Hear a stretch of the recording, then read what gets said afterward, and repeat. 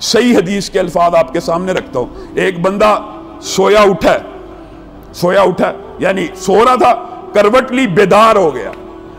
اب اس بیداری کے عالم میں اس کی یہ ٹریننگ ہونی چاہیے، صرف یہ دو وظائف لا الہ الا اللہ وحدہ لا شریک لہ لہ الملک ولہ الحمد وہو علی کل شیء قدیر کے ساتھ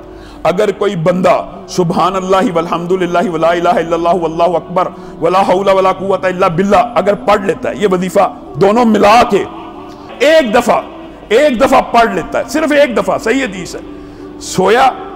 کروٹ لی، اچانک آنکھ کھلی، رفع حاجت کے لیے آنکھ کھلی، کسی کام کے لیے آنکھ کھل گئی،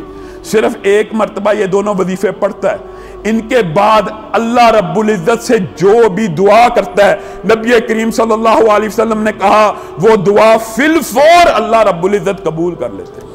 فی الفور قبول کر لیتے۔ صحیح حدیث یہ بھی موجود ہے، جو سونے سے پہلے یہ دو وظیفے ملا کے صرف ایک مرتبہ بھی یہ دونوں وظیفے پڑھتا ہے نا، ایک مرتبہ سو کی بات نہیں ہے، صرف ایک مرتبہ بھی پڑھتا ہے، نبی کریم نے کہا ہے اگر اس کے گناہ سمندر کی جھاگ کے برابر بھی ہوں معاف ہو جاتے